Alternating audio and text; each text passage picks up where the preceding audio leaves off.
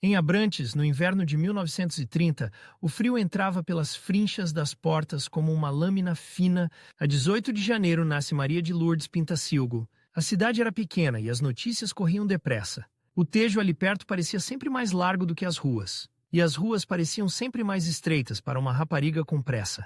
Ela cresce num país onde a palavra ordem pesa mais do que a palavra sonho. O Estado Novo está em todo o lado. Está nos retratos pendurados. Está nos carimbos. Está no tom baixo das conversas quando alguém desconhecido se aproxima. E está sobretudo na ideia de que cada um tem um lugar marcado. Em casa, a disciplina não é um castigo. É um hábito. Há horas para tudo. Há maneiras de falar. Há maneiras de sentar. Há maneiras de discordar sem levantar a voz. O catolicismo que a rodeia não é só missa ao domingo. É um calendário inteiro. É jejum, é caridade, é exame de consciência, é a pergunta silenciosa antes de qualquer gesto. Isto serve quem? Quando é criança, aprende cedo a observar. Observa as mãos das mulheres, mãos com cheiro a sabão e a ferro quente. Observa os homens a sair para o trabalho com o casaco escuro. Observa os sapatos engraxados, mesmo quando a carteira não estica. Observa também as filas. Filas para tratar de papéis. Filas para comprar o que há. Filas onde ninguém quer chamar atenção.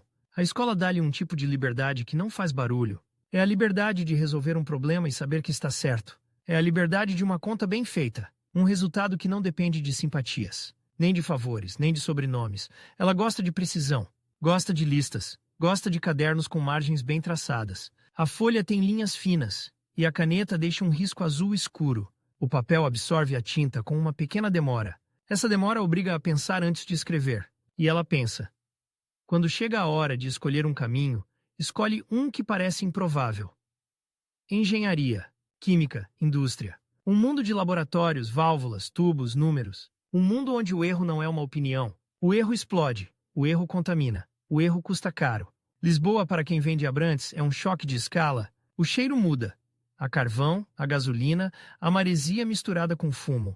Os elétricos rangem nas curvas. As pessoas andam depressa e não pedem licença. As fachadas são altas. E as sombras duram mais tempo nas ruas estreitas. No Instituto Superior Técnico, a entrada não é um aplauso. É um teste. Corredores longos, paredes gastas, portas pesadas, salas onde o giz risca o quadro com um som seco, professores com voz treinada para não tremer, colegas que olham duas vezes quando vem uma mulher num curso que parece feito para homens. Ela não entra para ser símbolo, entra para aprender, e aprende com método. Primeiro lê o enunciado duas vezes, depois sublinha o que é dado, depois escreve o que falta, depois escolhe a fórmula certa, e só então calcula. É um ritual que a protege do ruído. A engenharia químico-industrial não é poesia. É matéria, é viscosidade, é temperatura, é pressão, é rendimento, é balanço de massa. É saber que se entra tanto, tem de sair tanto, ou então algo ficou preso no sistema. E ela começa a ver o país como um sistema com perdas, um sistema com fugas, um sistema onde muita coisa fica presa.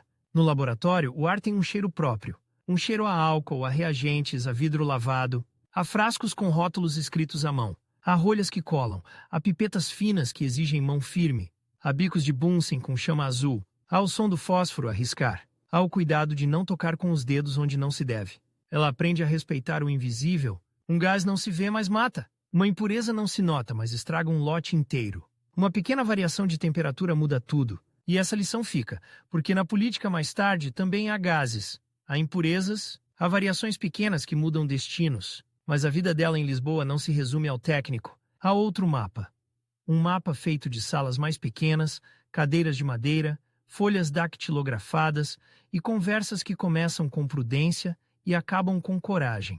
Ela liga-se à Juventude Universitária Católica. A JUC não é um clube de boas maneiras. É um lugar onde se lê, onde se discute, onde se tenta conciliar fé com o mundo real. Há textos que circulam de mão em mão, há encíclicas, há relatórios, há cartas. Há perguntas que não cabem no catecismo simples. O catolicismo que a forma é exigente não é um refúgio para fugir do mundo.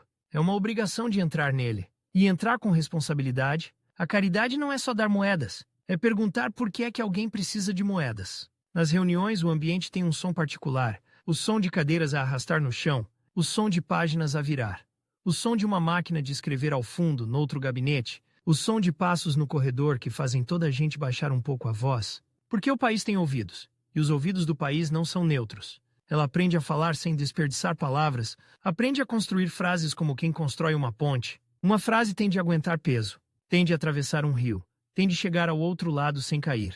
E aprende também a escutar. Escutar é uma técnica, não é passividade. É recolher dados, é perceber o que não é dito. É notar quando alguém evita um nome, quando alguém troca uma data, quando alguém olha para a porta antes de responder. O movimento internacional de estudantes católicos entra na vida dela como uma janela aberta.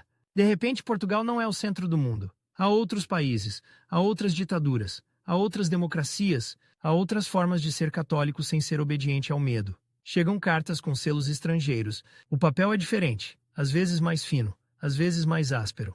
Há envelopes com marcas de viagem, há carimbos de fronteira, há datas que mostram atrasos e há frases que parecem escritas com urgência. Ela lê sobre encontros, congressos, debates. Lê sobre estudantes que falam de justiça social como se fosse uma coisa concreta, como pão, como salário, como casa. E isso mexe com ela, porque a engenharia ensinou-lhe a desconfiar de palavras vagas. Se é concreto, tem de ter forma, tem de ter medida, tem de ter consequência.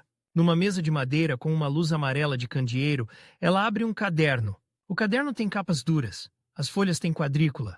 Ela escreve em linhas curtas, faz setas, faz números, faz perguntas. E volta sempre ao mesmo tipo de pergunta, mesmo quando muda o assunto.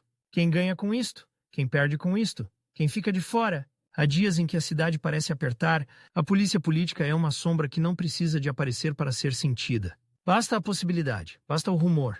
Basta alguém dizer que fulano foi chamado para conversar. Conversar naquele tempo é uma palavra que pode significar horas sem relógio. Ela não é uma conspiradora de filme. Não anda com códigos em guardanapos. O que ela faz é mais simples e mais perigoso. Ela organiza pensamento, ela cria redes, ela dá nomes às coisas, e num regime que vive de silêncio, dar nome é um ato. No técnico, os exames chegam como martelos. Há semanas de estudo com café fraco e pão seco, há noites em que o sono vem em ondas e ela resiste. O corpo pede descanso. A cabeça pede mais uma página, mais um problema, mais uma revisão. O papel dos apontamentos fica gasto nas dobras, as margens enchem-se de correções, há manchas de tinta, há números riscados. Há uma caligrafia que acelera quando o tempo falta. E há uma calma estranha quando ela encontra a solução. Uma calma que não é alegria, é certeza. Ela forma-se em Engenharia Químico-Industrial no Instituto Superior Técnico. O diploma é um objeto, papel grosso, letras formais, assinaturas, carimbos. Mas para ela, o diploma é outra coisa. É uma chave. Uma chave que abre portas num país onde muitas portas estão fechadas por costume. Mesmo assim, a chave não abre tudo. Há portas que não têm fechadura. Tem guarda, tem preconceito, tem risos contidos, tem perguntas que nunca são feitas a um homem. Ela entra em salas onde a presença dela é notada antes do que ela diz. E isso obriga-a a ser ainda mais rigorosa, a não dar margem, a não deixar uma frase cair, a não deixar um dado errado, porque um erro dela não é só um erro, é uma desculpa para os outros. O que a distingue não é a dureza, é a combinação. Ela traz a frieza útil da engenharia e a inquietação moral de uma fé que não aceita desculpas fáceis. E essa combinação começa a criar um estilo, a um momento, ainda jovem, em que ela percebe uma coisa simples. A técnica pode ser usada para esconder, pode ser usada para justificar injustiças com gráficos e relatórios. Pode ser usada para dizer que não há alternativa. E ela decide que não vai usar a técnica assim. Ela quer que a técnica sirva pessoas, quer que um número tenha rosto, quer que uma estatística tenha nome, quer que um plano tenha destinatário. Nas redes católicas, ela encontra mulheres que também não cabem no molde. Mulheres que trabalham, que estudam, que organizam, que escrevem. Mulheres que não pedem licença para pensar. E ela percebe que a solidão é menor quando há rede. As conversas sobre a condição feminina não começam com slogans. Começam com factos. Começam com histórias de trabalho mal pago. Começam com relatos de portas fechadas. Começam com a diferença entre o que é permitido e o que é tolerado. Ela guarda recortes. Guarda notas. Guarda datas. Guarda nomes. Não por colecionismo. Por método. Porque um dia, para mudar alguma coisa, é preciso provar, e provar exige arquivo. Numa gaveta, o papel acumula-se. Há folhas dactilografadas com erros corrigidos à mão. Há cartas com assinaturas apressadas. Há programas de encontros. Há listas de participantes. Há apontamentos de reuniões. E há sempre aquele caderno que volta à mesa, como se fosse uma ferramenta. O país, entretanto, continua a ser o mesmo por fora. As cerimônias oficiais continuam. Os discursos continuam. As fotografias continuam. Mas por dentro há fissuras. A gente a pensar, a gente a organizar-se, a gente a cansar-se. Ela não é uma figura de palco nessa fase. É uma figura de bastidor. E bastidor, para ela, não é esconderijo. É oficina. É onde se prepara o que depois aparece. Há uma tarde em Lisboa em que a chuva cai miúda e persistente. A água escorre pelos passeios de pedra. Os guarda-chuvas batem uns nos outros. Ela entra num edifício com escadas gastas. Sobe com passos firmes. Traz uma pasta de cartão debaixo do braço. A pasta está cheia. E pesa. Lá dentro há uma mesa comprida. Há chá em chávenas simples. Há açúcar em pacotes pequenos. Há um cinzeiro com pontas de cigarro. Há gente cansada, mas atenta. E há uma discussão sobre o que significa agir num país onde agir tem preço. Ela fala pouco, mas quando fala, organiza a sala. Não com autoridade imposta, com clareza. Ela pega numa ideia confusa e dá-lhe forma, como se fosse uma substância que precisa de recipiente. E de repente, o que era nebuloso fica mensurável. É assim que ela começa a ser reconhecida. Não como alguém que grita mais alto, mas como alguém que torna possível decidir, e decidir naquele tempo é perigoso. O movimento internacional de estudantes católicos leva a contactos fora de Portugal. E esses contactos trazem comparações, trazem perguntas novas. Por que é que noutros lugares se discute abertamente o que aqui se sussurra? Por que é que noutros lugares uma mulher pode liderar uma reunião sem que isso seja assunto? Ela não idealiza o estrangeiro. Ela mede. Ela compara. Ela anota e volta sempre com a mesma inquietação. O que é que pode ser trazido para cá sem ser cópia? O que é que pode ser adaptado? O que é que pode ser construído com o material que existe? O material que existe em Portugal é duro, é medo, é hábito, é resignação. Mas também é resistência discreta, é solidariedade, é fé vivida como compromisso. E ela sabe trabalhar com material duro, a engenharia ensinou-lhe isso. Há um detalhe que a acompanha. O modo como ela trata o tempo, ela não o desperdiça. O tempo, para ela, é recurso. Como energia, como água, como matéria-prima. Se o tempo se perde, alguém paga. E normalmente paga quem tem menos. Por isso ela chega cedo, ela prepara, ela lê antes, ela escreve depois, ela confirma dados, ela telefona quando é preciso. E quando não é seguro telefonar, ela manda recado por alguém de confiança. Tudo com uma sobriedade que não chama a atenção. A vida pessoal dela não é exibida. Não há luxo, não há ostentação. Há trabalho, há deslocações, há reuniões, há livros, há cadernos. Há uma rotina que parece simples, mas é uma disciplina de ferro.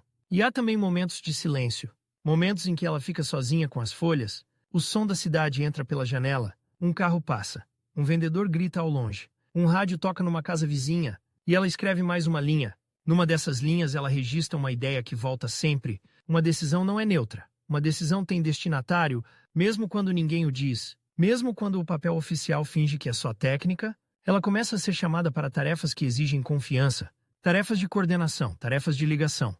Tarefas onde é preciso juntar pessoas que não se conhecem bem, pessoas que têm medo umas das outras, pessoas que têm razões para desconfiar, e ela faz isso como quem faz uma síntese química.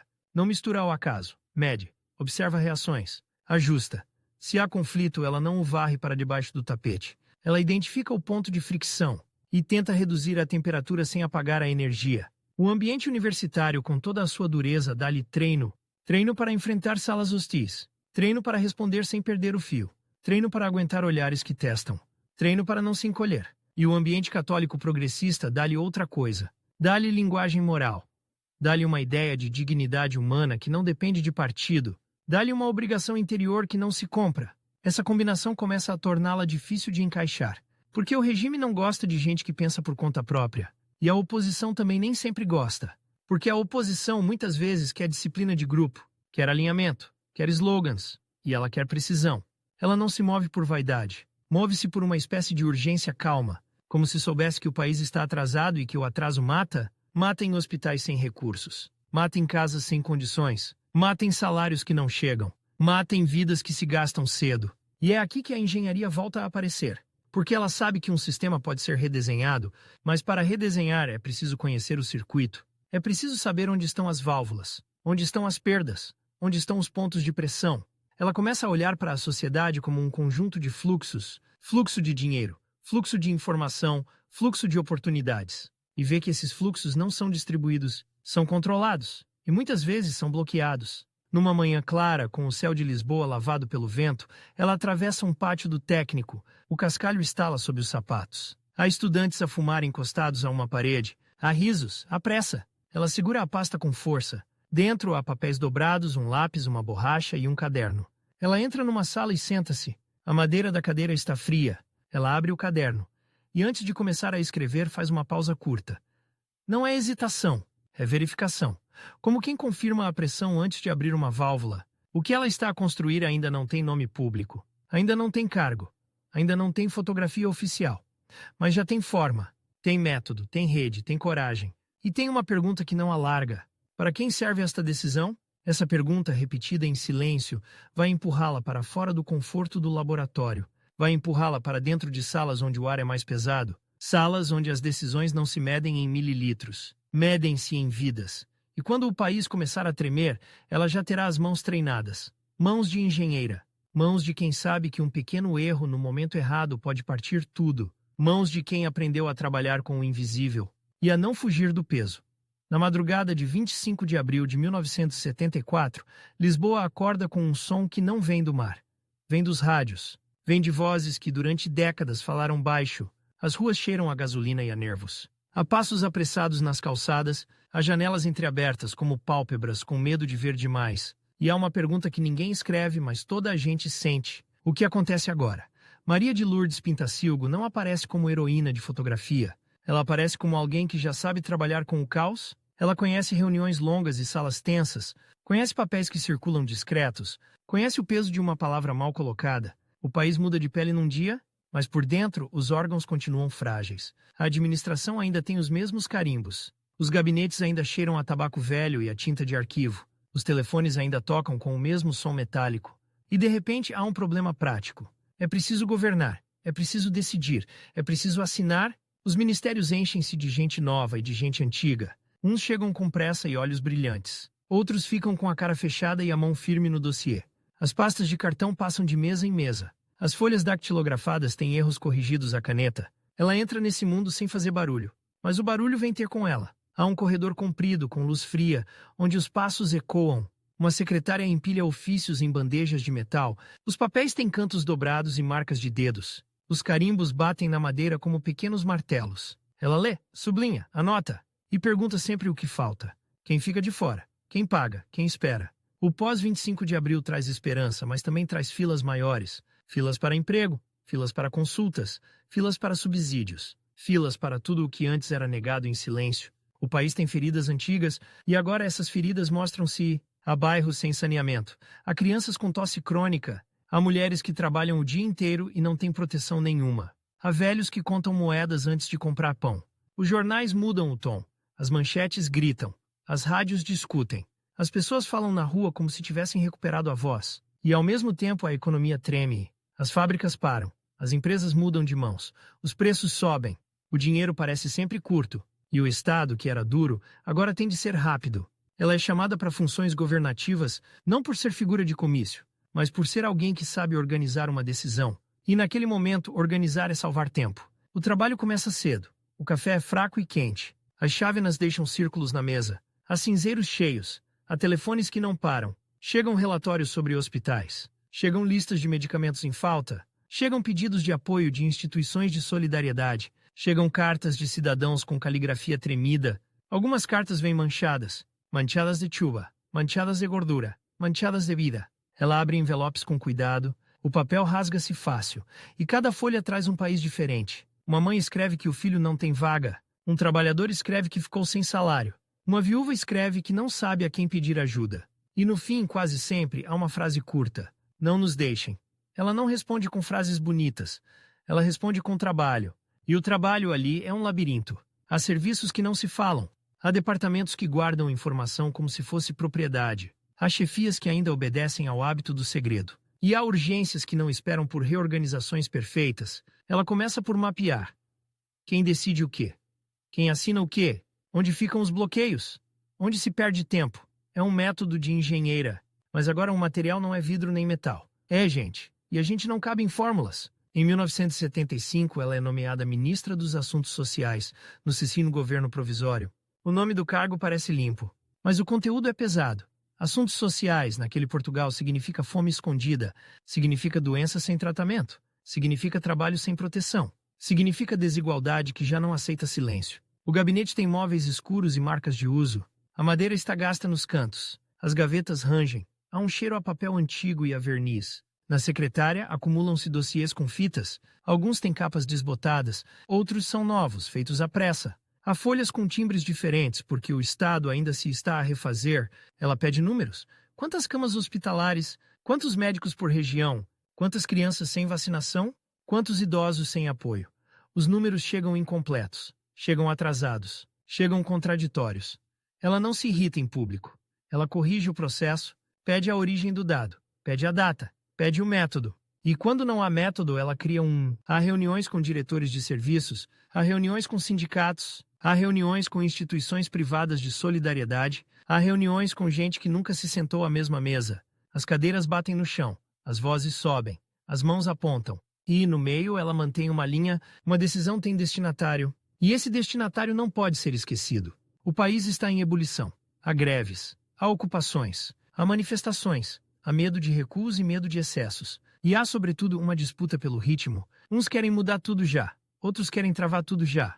E no meio, há pessoas que só querem viver com dignidade. Ela tenta fazer o que parece impossível, transformar urgência em política pública, transformar indignação em sistema, transformar promessas em serviços que funcionem. Isso exige detalhes. Detalhes que não aparecem em discursos. Um subsídio precisa de critérios, precisa de formulários, precisa de prazos, precisa de balcões que atendam, precisa de funcionários que saibam o que fazer. Um apoio à infância precisa de rede, precisa de creches, precisa de formação, precisa de inspeção, precisa de financiamento estável. Um plano de saúde precisa de logística, precisa de compras, precisa de distribuição, precisa de armazenamento, precisa de transporte. E tudo isso em 1975 é frágil, porque o Estado ainda está a aprender a ser democrático. E a democracia no início é barulhenta. Ela passa horas a ler propostas. Algumas vêm em papel fino, quase transparente. Outras vêm em papel grosso, com carimbo pesado. Há textos com linguagem antiga, cheia de fórmulas. Há textos novos, cheios de entusiasmo e pouca precisão. Ela pega num lápis e faz contas na margem. Faz setas, faz listas e volta ao essencial. Se isto for aprovado, quem recebe primeiro? Se isto falhar, quem cai primeiro? Há dias em que o telefone toca sem parar. Chamadas de hospitais, chamadas de governadores civis, chamadas de autarquias, chamadas de gente que quer respostas imediatas. Ela aprende a dizer não, mas aprende a dizer não com alternativa. E isso custa, porque num país em convulsão, um não parece traição. E um sim sem condições parece irresponsabilidade. Ela escolhe o caminho mais difícil, o caminho de explicar, o caminho de justificar com dados, o caminho de assumir o peso. E o peso aparece também no olhar dos outros. Há quem a respeite, há quem a teste, há quem a trate como exceção. Uma mulher ministra ainda é novidade. E a novidade em política é alvo. Ela entra em salas onde os homens falam por cima. Ela espera. Ela deixa o ruído gastar-se. E depois fala com frases curtas. Uma frase, um dado, uma consequência. E, quando alguém tenta reduzir tudo à ideologia, ela puxa para o concreto. Quantas pessoas? Quanto custa? Quanto tempo? Quem executa? O país discute modelos. Ela discute mecanismos. Há um fim de tarde em Lisboa em que o céu fica cor de chumbo. A luz entra oblíqua pelas persianas. No gabinete, alguém traz uma pilha de telegramas. Telegramas têm um estilo próprio. Frases cortadas, urgência no papel. Poucas palavras e muita pressão. Um deles fala de uma instituição sem dinheiro para pagar salários. Outro fala de um hospital com falta de material básico. Outro fala de uma região onde o apoio social não chega. Ela lê em silêncio. E por um instante, o som do ministério parece distante. Depois ela chama a equipa, pede prioridades, pede plano, pede execução. E, quando alguém diz que não há meios, ela pergunta onde estão os meios escondidos. Onde há desperdício, onde há duplicação, onde há bloqueio. É assim que ela se move. Não com gestos teatrais, com insistência. Numa manhã, ela visita um serviço, o chão tem mosaico gasto. As paredes têm manchas de umidade, há um cheiro a desinfetante barato. Uma funcionária mostra um armário com dossiês. Dossiês amarrados com cordel. Dossiês sem ordem clara. Dossiês que são vidas reduzidas a papel. Ela pede para ver um processo do início ao fim. Como entra um pedido. Quem o recebe. Quem o valida. Quem decide. Quem paga. E descobre o óbvio que mata tempo. Um papel passa por 5 mesas. Um carimbo falta e tudo para. Uma assinatura está ausente e o processo dorme. Um erro num nome obriga a recomeçar. Ela não faz um discurso ali. Ela faz uma lista. E a lista vira ordem de serviço. Simplificar. Unificar formulários. Definir prazos. Criar canais diretos. Pequenas mudanças. Mas para quem espera, pequenas mudanças são dias a menos de fome. O país, entretanto, continua a ferver. A política muda de semana para semana. Os governos provisórios sucedem-se. As alianças são instáveis. E ela sente isso no corpo. Sente na agenda que muda de um dia para o outro. Sente nas reuniões canceladas. Sente nos telefonemas tardios. Há noites em que ela sai tarde do ministério. A rua está mais fria. Os candeeiros fazem poças de luz. O ar cheira a castanhas assadas e a escape de carros. Ela leva uma pasta cheia. A pasta pesa no braço. E dentro há decisões que não podem esperar. Em casa a rotina é simples. Uma mesa, uma luz, papéis espalhados, um copo de água. E o silêncio que permite pensar. Ela revê notas, revê números, revê consequências. E, quando o cansaço aperta, ela não se permite o luxo de dramatizar. Ela dorme pouco e volta. Há também o outro lado do poder, o lado das pressões. Há pedidos de exceção, há pedidos de favor, há pedidos de rapidez para uns e lentidão para outros. Ela não gosta desse jogo. E isso cria inimigos, porque o sistema antigo vivia de portas laterais. E o sistema novo ainda tem essas portas. Só mudaram os nomes nas placas. Ela tenta fechar as portas laterais com regras. E regras em tempos de transição parecem frieza. Mas ela sabe o que acontece sem regras. Acontece o costume. E o costume escolhe sempre os mesmos. Há um documento que circula com urgência, um memorando interno dactilografado com correções à caneta. No topo, uma data. E uma lista de medidas para reorganizar respostas sociais. Ela lê em voz baixa algumas linhas. Definir critérios objetivos de acesso. Garantir prioridade a situações de maior vulnerabilidade. Evitar duplicação de apoios. Criar mecanismos de acompanhamento. Não são frases para aplauso. São frases para funcionar. Ela pede que cada ponto tenha responsável. Pede calendário. Pede indicadores. E alguém do outro lado da mesa pergunta se isso não é demasiado técnico. Ela responde com calma. Técnico é o que impede que a justiça vire sorte. O trabalho dela no governo não é isolado do mundo. Ela já tinha redes internacionais. E agora essas redes tornam-se úteis. Chegam convites. Chegam pedidos de informação. Chegam comparações com outros países em transição. Ela não copia modelos. Ela extrai ferramentas, como financiar sem quebrar o orçamento, como criar serviços sem criar monstros burocráticos, como proteger sem humilhar. E no meio de tudo há a condição feminina, não como tema de conferência, como realidade diária. Mulheres que sustentam casas, mulheres que trabalham sem contrato, mulheres que cuidam de doentes sem apoio, mulheres que não têm voz nos balcões. Ela leva isso para dentro das decisões. Não com slogans, com critérios. Se um apoio exige documentos que uma mulher pobre não tem, o apoio falha. Se um serviço abre em horário impossível para quem trabalha, o serviço falha. Se um formulário exige linguagem que exclui, o formulário falha. Ela insiste em desenhar políticas que não punam quem já está no chão. Há um momento em que a tensão política sobe de novo. Os corredores enchem-se de rumores. Fala-se de quedas. Fala-se de mudanças. Fala-se de novas maiorias. E, mesmo assim, as pessoas continuam a adoecer, continuam a nascer, continuam a envelhecer. Ela não pode suspender a vida por causa da política. E isso torna o trabalho dela quase cruel, porque enquanto os partidos discutem, ela tem de garantir que um hospital recebe material, tem de garantir que um apoio chega, tem de garantir que uma instituição não fecha. Há reuniões em que ela sente a sala contra ela, não por discordarem do objetivo, mas por discordarem do método. Ela não promete o impossível. Ela promete o executável. E isso, em tempos de paixão, soa a falta de fé. Mas a fé dela é outra. É a fé de quem sabe que uma decisão mal desenhada vira injustiça automática. Num dia de calor seco, ela atravessa um pátio de um edifício público. O sol bate na pedra. O ar vibra. Um funcionário segura uma pilha de processos com elástico. Ela para e pergunta quantos estão atrasados. Ele encolhe os ombros. Diz que são muitos. Ela pede para ver, pede para contar. Pede para separar por urgência. O homem olha para ela como se fosse estranho. Ministros não contam processos. Ministros não mexem em papelada. Ela mexe. Porque para ela, o poder não é distância. É responsabilidade. E essa responsabilidade tem custo. Custo de solidão. Custo de desgaste. Custo de não pertencer a uma máquina partidária que a proteja. Ela está no governo, mas não está num partido como quem está numa família. Ela está por competência e por confiança. E isso é frágil. A cada mudança de vento, ela pode cair. E ela sabe, mesmo assim, ela continua a trabalhar como se o tempo fosse curto. Porque há um fim de semana em que ela recebe um dossiê em casa. O dossiê tem capa azul e um elástico gasto. Dentro, há propostas de reorganização de serviços e estimativas de custos. Ela abre na mesa. A luz é amarela. O papel tem cheiro a tinta recente. Ela lê linha a linha. Faz contas. Rabisca margens. E, no meio das contas, escreve uma pergunta simples. Uma pergunta que não precisa de aspas para existir. Uma pergunta que a persegue. Quem é que isto protege? O país não lhe dá descanso. E o governo também não. Há uma reunião marcada para cedo. Ela chega antes, a sala ainda está vazia. As cadeiras estão alinhadas, há copos de água por encher. Ela coloca os papéis na mesa, organiza por ordem e espera. Quando os outros entram, ela já tem o caminho desenhado. E isso irrita alguns, porque alguns preferem improviso.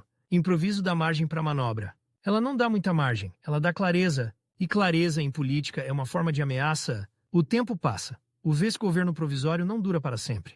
E ela sente que o país vai exigir outras funções dela. As conversas começam a mudar de tom. Fala-se de representação externa. Fala-se de Portugal no mundo.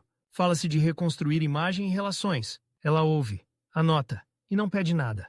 Mas o nome dela circula, porque ela já provou uma coisa rara. Ela consegue trabalhar sob pressão sem perder o eixo. E, quando chega a hora de a deslocarem para outro campo, ela não resiste. Ela prepara-se. O poder para ela nunca foi um trono.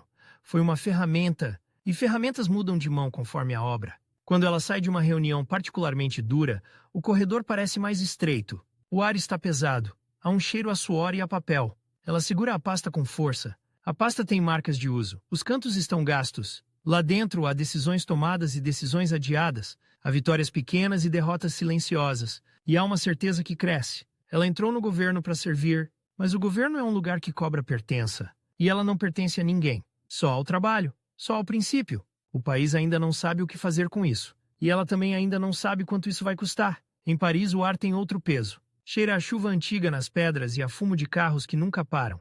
O edifício da Unesco impõe silêncio antes mesmo de se entrar. Há guardas, há crachás, há portas de vidro que fecham sem ruído. Maria de Lourdes Pintacilgo atravessa o átrio com uma pasta lisa sem enfeites. O salto dos sapatos bate no mármore e volta como eco curto. Ela não veio para ser vista. Veio para representar um país que ainda está a aprender a falar. Em 1976, Portugal envia-a como embaixadora junto da Unesco. O título cabe numa linha. O trabalho não cabe em nenhuma. Há recepções com copos finos e conversas em francês rápido. Há mesas com bandeiras pequenas e nomes impressos em cartões brancos. Há sorrisos treinados e olhos que medem. Quando alguém pergunta por Portugal, a pergunta vem com subtexto. Perguntam se a revolução acabou. Perguntam se o país é seguro. Perguntam se há governo ou só rua. Ela responde com frases limpas. Não promete milagres, promete seriedade. No quarto do hotel, a luz é fraca e amarela. A cama tem colcha pesada. Na secretária, ela abre o caderno e alinha pontos como se fossem parafusos.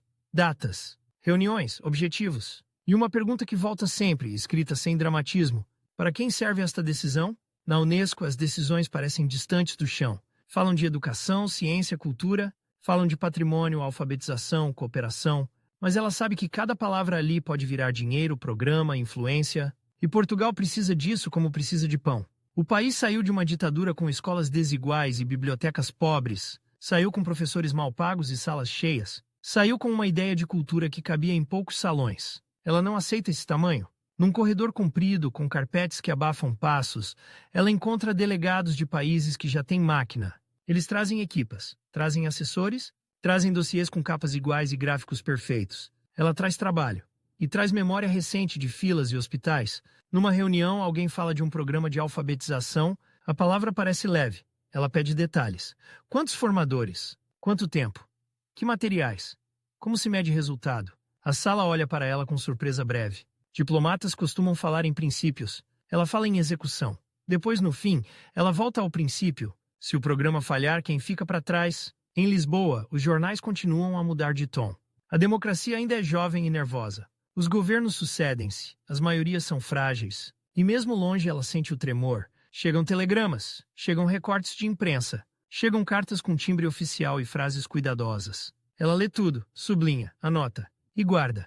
Em 1979, o telefone toca em Paris com um som que não combina com o quarto.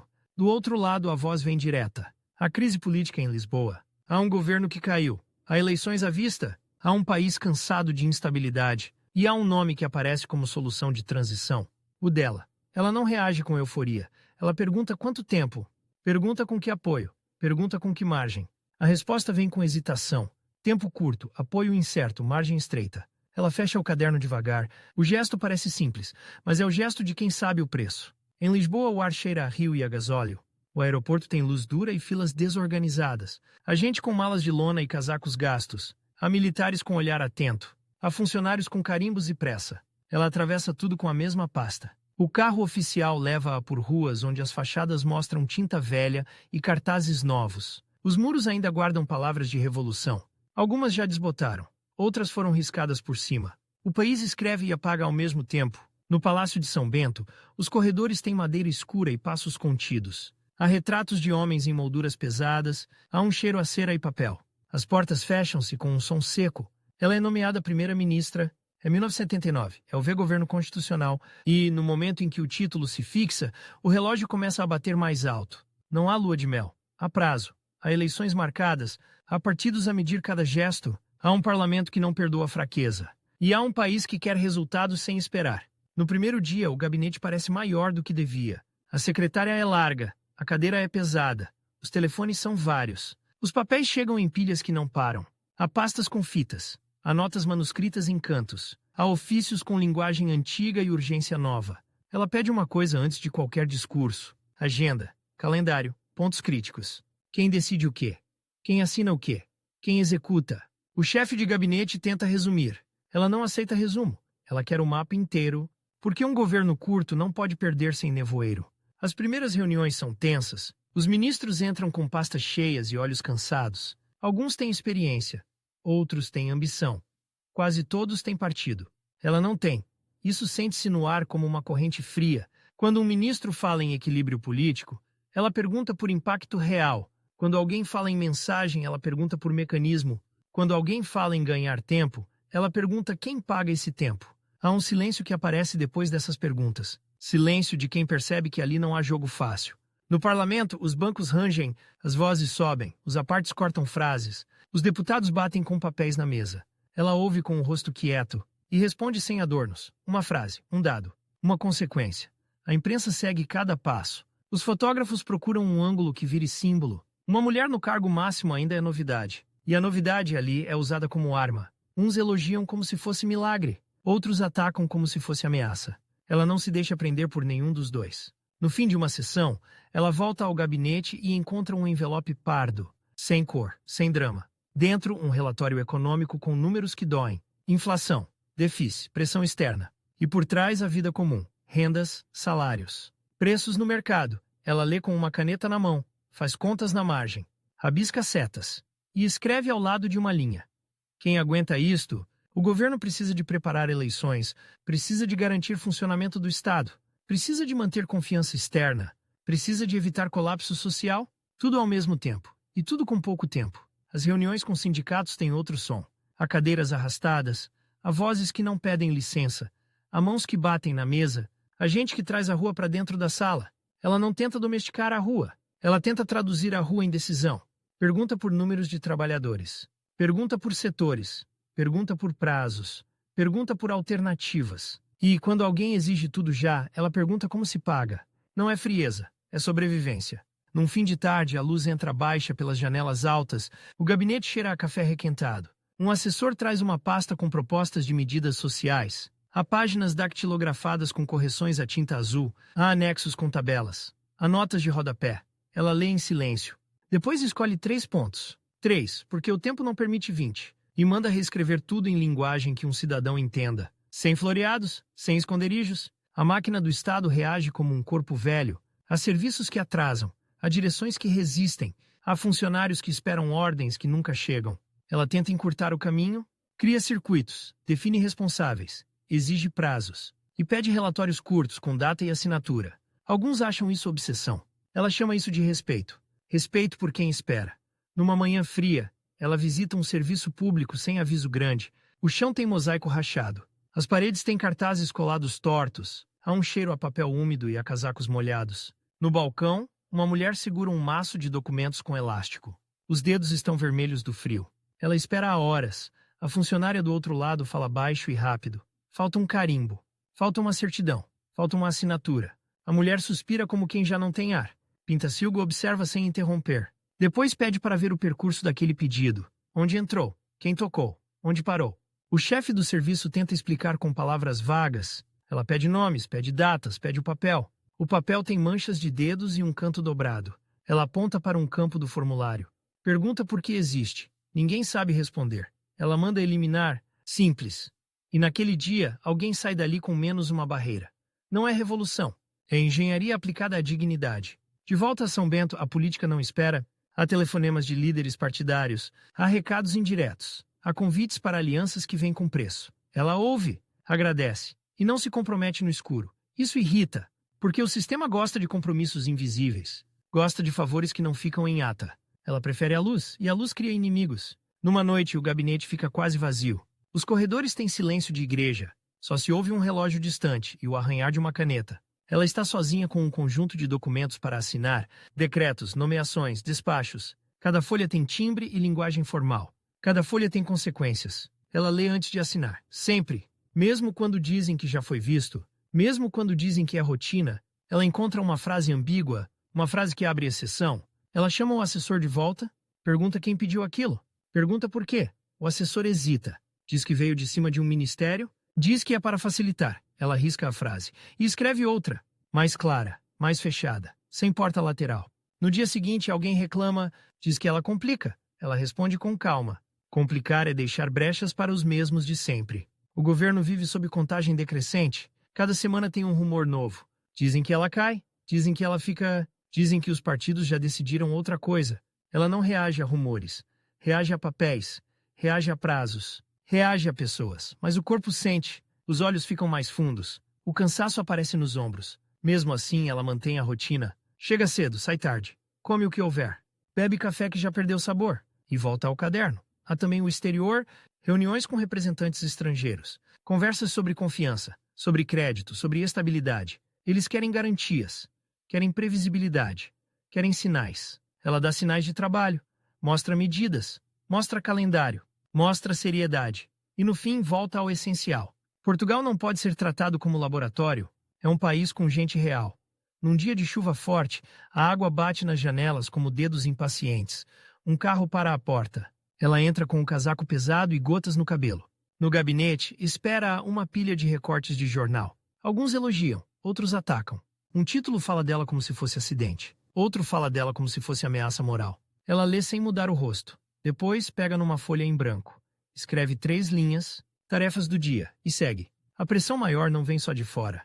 Vem de dentro. Um governo precisa de base. Precisa de disciplina partidária. Precisa de gente que defenda no parlamento. Ela tem ministros, mas não tem máquina. Não tem bancada própria. Não tem militância para bater palmas e segurar pancadas. Tem trabalho. E o trabalho sozinho não vota. Há uma reunião com líderes partidários em que o ar fica pesado. A sala tem cortinas grossas e cinzeiros cheios. O fumo desenha camadas. As palavras são cuidadosas, mas os olhos são duros. Falam de estratégia eleitoral. Falam de posicionamento. Falam de quem ganha e quem perde. Ela escuta. E, quando chega a vez dela, ela fala de serviços, fala de orçamento, fala de medidas concretas. Um deles sorri com um canto de boca. Diz que isso é bonito, mas não dá votos. Ela não levanta a voz. Diz apenas que um país não se governa como se fosse cartaz. O silêncio que vem depois é longo. E nesse silêncio ela percebe o limite. Ela está no topo, mas o topo não é dela. É um lugar emprestado e o empréstimo tem data. Num sábado, ela volta a casa tarde. A rua está quase vazia. Há um cheiro a pão quente de uma padaria que ainda trabalha. Em casa, na mesa, tem papéis. Ela tira os sapatos devagar, senta-se, abre o caderno. As páginas já estão marcadas por dobras e manchas de café. Ela escreve uma lista curta. O que ainda dá para fazer antes das eleições? O que é urgente? O que é irreversível? O que pode ser destruído por um governo seguinte? Ela sublinha uma palavra: proteção. Depois, fecha o caderno e fica 1 minuto em silêncio. Não há música, não há televisão. Só o som distante de um carro. No dia seguinte volta. O país entra em modo eleitoral. As promessas multiplicam-se. Os comícios enchem praças. Os slogans simplificam tudo. Ela não faz campanha como os outros. Ela governa. E isso parece estranho num tempo de palco. No Conselho de Ministros, alguém sugere uma medida popular, rápida, vistosa. Ela pergunta pelo custo. Pergunta pela execução. Pergunta pelo efeito depois das eleições. A resposta vem vaga. Ela recusa e sente o isolamento crescer. Porque para muitos aquele é o momento de colher. Para ela é o momento de não estragar. Há um documento que chega do parlamento com alterações propostas. As alterações abrem espaço para nomeações de conveniência. Ela lê com atenção, marca a lápis e escreve ao lado uma nota curta. Isto cria dependência. Ela devolve com objeções e recebe de volta irritação. Dizem que ela não entende o jogo. Ela entende, só não aceita. O tempo corre. Chega o fim do mandato. O governo termina em 1980. Os corredores de São Bento voltam a ter outro ritmo. As pessoas mudam de gabinete. As caixas de cartão aparecem. Os funcionários carregam pastas e máquinas de escrever. O som de fita adesiva a fechar caixas corta o ar. Ela arruma o que é dela. Pouco. Papéis. Cadernos, alguns livros, uma caneta. Nada de troféus. Nada de retratos. No último dia, ela passa a mão pela madeira da secretária. A madeira tem marcas de anos. Marcas de outros que estiveram ali. Ela não deixa frase para a parede. Deixa processos encaminhados. Deixa decisões assinadas com cuidado. Deixa um método. E sai. Lá fora, Lisboa continua. Os elétricos rangem nas curvas. As pessoas correm para o trabalho. Os cafés enchem-se de conversa. O país não para despedidas. E ela também não para. Mas enquanto desce os degraus, uma coisa fica clara. Ela chegou ao lugar máximo sem ter um partido para assegurar. E quando o tempo acabou, não havia império para herdar. Havia apenas o rastro de decisões feitas com luz. E o preço dessa luz já estava a ser cobrado. O preço começa em coisas pequenas. Começa no telefone que deixa de tocar. Começa nos convites que chegam mais tarde ou não chegam. Começa nos corredores onde as conversas param um segundo quando ela passa. E continua. Em casa, amanhã tem o som de água a ferver e de páginas a virar. O jornal vem dobrado em 4, com tinta que mancha os dedos. Há colunas sobre novos líderes. Há análise sobre maiorias. Há frases sobre estabilidade. Como se fosse um botão que se carrega, o nome dela aparece menos. Quando aparece, vem como nota de rodapé. Ela lê na mesma e sublinha na mesma. O caderno continua a abrir-se todos os dias. As folhas já não cheiram a gabinete. Cheiram a papel guardado e a café de cozinha. As listas mudam. Já não são decretos e despachos. São contactos. São reuniões. São viagens. São causas. E a pergunta volta, teimosa, ao lado de cada linha. Para quem serve? Lisboa, no início dos anos 80, tem um ruído novo. Há mais carros, há mais publicidade, há mais pressa. Mas há também um cansaço que não sai da cara das pessoas. O país tenta aprender a democracia como quem aprende a andar. Cai, levanta, volta a cair. E no meio há contas para pagar. Há bairros onde a umidade sobe pelas paredes. Há crianças com cadernos finos e lápis gastos. Há filas em serviços públicos que ainda cheiram a mofo e a tinta velha. Ela não tem um gabinete em São Bento, mas continua a entrar em salas onde se decide. Entra por convite, entra por insistência, entra porque há quem saiba que ela trabalha. E porque há quem tema o que ela diz em voz alta. Numa sala de conferências, as cadeiras são de madeira clara, o microfone tem um fio que serpenteia pelo chão. Há copos de água alinhados, todos iguais. Ela fala de políticas sociais, como quem fala de tubagens. Se a pressão sobe num lado, rebenta no outro. Se se corta aqui, falta ali. Não há magia. Há consequências. Alguns aplaudem. Outros olham para o relógio. A política partidária segue o seu caminho. Ela segue o dela. E sem dar por isso, começa a preparar uma coisa que parece impossível. Uma candidatura presidencial. Em 1986, Portugal vai escolher um presidente. O país já tem eleições, já tem partidos, já tem debates. Mas ainda tem hábitos antigos. Ainda tem salas onde uma mulher é tratada como exceção. Ainda tem homens que falam por cima, como se fosse natural. Ainda tem jornalistas que perguntam mais pelo tom de voz do que pelo conteúdo. Ela sabe disso, e mesmo assim avança. A decisão não nasce num comício. Nasce numa mesa com papéis, nasce em conversas longas, com gente que não tem máquina, mas tem vontade. Gente de movimentos cívicos, gente de associações, gente de redes de mulheres que aprenderam a organizar-se sem pedir licença. Há telefonemas feitos de cabines com moedas contadas, há cartas datilografadas com correções à mão, há envelopes com selos colados tortos, há reuniões em salas emprestadas com aquecedores que falham. O país não tem internet, não há mensagens instantâneas, há tempo gasto em deslocações, há horas em estradas nacionais, com caminhões lentos e chuva miúda, há mapas dobrados no porta-luvas, há cafés de beira de estrada com balcões de inox e cheiro a fritos. A campanha começa a ganhar forma. E a forma é diferente. Não há um partido a imprimir tudo. Não há uma máquina a distribuir cartazes em massa. Há voluntários, há mãos, há tesouras, há cola, há cartolina. Num apartamento pequeno, alguém corta letras para um cartaz. A tesoura faz um som seco. A cola cheira a solvente. As mãos ficam pegajosas. Ela entra, cumprimenta, senta-se e começa a rever textos. Não corrige para ficar bonito. Corrige para ficar claro. Tira adjetivos. Tira promessas vagas. Deixa o essencial. E pede sempre o mesmo, que cada frase tenha um destinatário real. Na rua, os cartazes dos outros candidatos são maiores. Tem fotografias com sorriso treinado, tem slogans curtos, fáceis, repetidos. Os dela parecem mais discretos. Às vezes, só uma folha 4 numa montra. Às vezes um cartaz colado num muro onde a tinta descasca, às vezes um panfleto entregue à saída de uma fábrica. O papel é fino. A impressão nem sempre é perfeita, mas as palavras são diretas. E isso chama a atenção. Os debates trazem outro tipo de combate. As luzes do estúdio aquecem a pele. O ar cheira a eletricidade e a maquilhagem. Os cabos no chão obrigam a passos cuidadosos. Os técnicos fazem sinais com as mãos. Os candidatos sentam-se. As cadeiras rangem.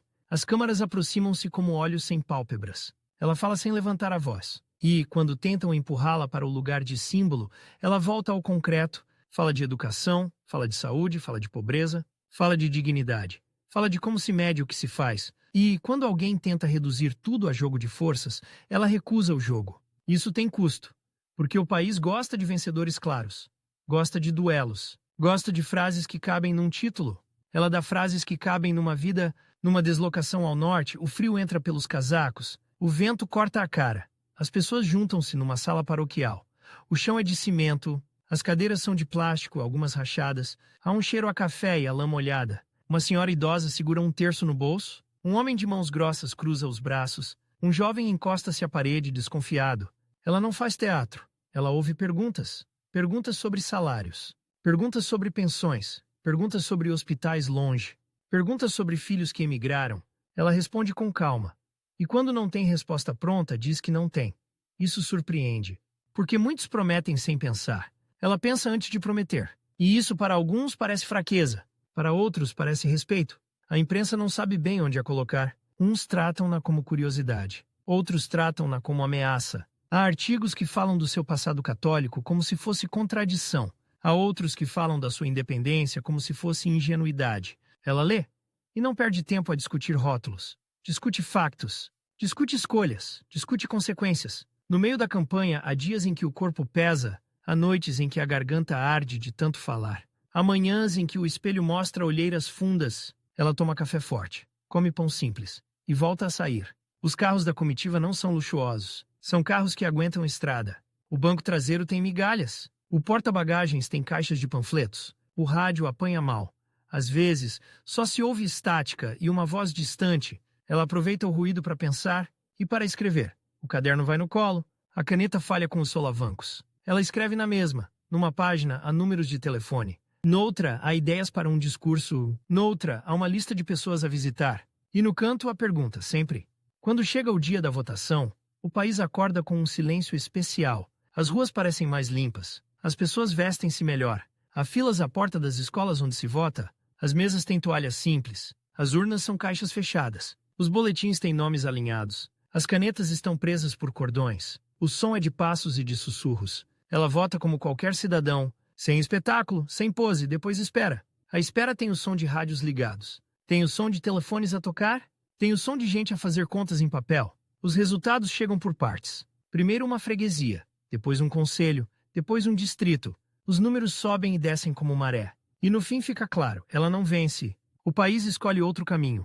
Há quem trate isso como fim, como derrota definitiva, como prova de que não há lugar para ela. Mas naquela noite, o que se vê nela não é colapso, é lucidez. Ela agradece, reconhece o resultado e não se humilha para agradar. Não promete desaparecer, não promete render-se, promete continuar a trabalhar. E cumpre. Os dias seguintes são estranhos. Os jornalistas procuram frases de amargura, procuram lágrimas, procuram drama. Ela dá-lhes outra coisa.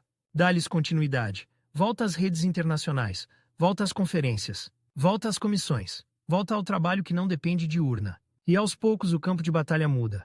Num avião, o ar é seco. O motor faz um zumbido constante. As luzes do teto são pequenas e frias. Ela abre uma pasta com documentos. Há relatórios sobre desenvolvimento. Há propostas sobre direitos humanos. Há textos sobre igualdade. As folhas têm grampos. Algumas têm carimbos. Outras têm anotações à margem. Ela lê como quem procura falhas numa estrutura. Onde é que isto cai? Quem fica de fora? Quem paga? Em reuniões internacionais, as salas são grandes. As mesas são longas. Os intérpretes estão em cabines de vidro. Os auscultadores têm espuma gasta. As traduções chegam com um pequeno atraso. Uma frase entra em português e sai em inglês. Sai em francês. Sai em espanhol.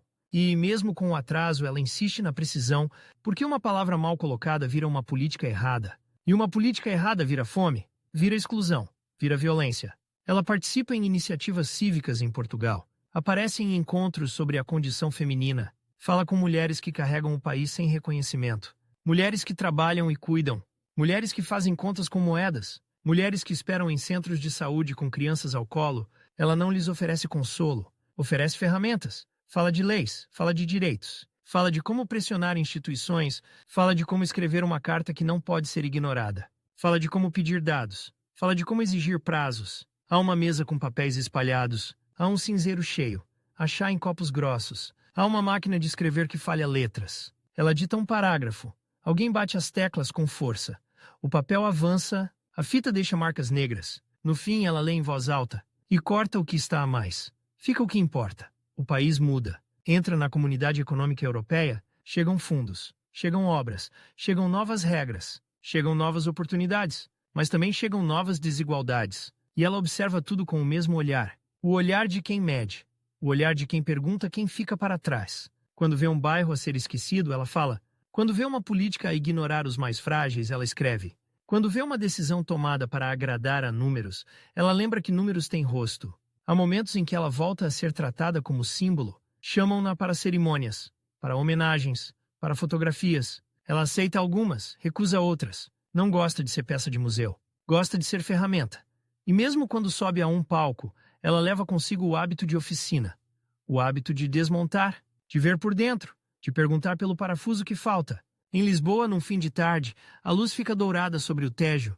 Os elétricos continuam a ranger. Os cafés continuam cheios. As conversas continuam a misturar futebol e política. Ela caminha com passos firmes. O casaco roça no corpo. A pasta pesa na mão. Dentro há mais papéis do que alguém imagina. Há convites, há relatórios. Há cartas de gente que pede ajuda. Algumas cartas vêm em papel barato, outras vêm em papel bom, com timbre. Quase todas têm o mesmo tom, urgência. Ela responde a muitas, não a todas, mas tenta. Porque para ela, a política nunca foi só o lugar onde se manda. Foi o lugar onde se serve. Os anos passam, o cabelo embranquece, o ritmo abranda um pouco, mas o método não muda. Ela continua a escrever listas, continua a pedir clareza, continua a desconfiar de atalhos. Continua a recusar portas laterais. E continua a pagar o preço de não pertencer a uma máquina. Há quem a admire em silêncio. Há quem a critique em voz alta. Há quem a use como referência quando convém. E a esqueça quando incomoda. Ela sabe. E não se surpreende. Em 2004, Lisboa está quente no verão. O ar fica pesado. As noites demoram a arrefecer. Os hospitais têm corredores com luz branca e cheiro a desinfetante. Há passos apressados. Há vozes baixas. Há portas que se fecham com cuidado. Ela morre a 10 de julho de 2004, em Lisboa. A notícia corre pelos jornais e pelas rádios. Alguns lembram a primeira-ministra, outros lembram a candidata presidencial, outros lembram a diplomata, outros lembram a mulher que falava de igualdade quando isso ainda irritava. Mas o que fica para quem a viu de perto é mais simples. Fica a imagem de uma pessoa que não colecionou poder, fica a imagem de uma pessoa que colecionou responsabilidades, fica a disciplina de quem lia cada linha antes de assinar. Fica a teimosia de quem perguntava sempre quem ia pagar a conta. E, sobretudo, fica a ponte entre fé e política, entre técnica e cuidado, entre Portugal e o mundo. Uma ponte que não tem estátua no meio, mas aguenta peso todos os dias.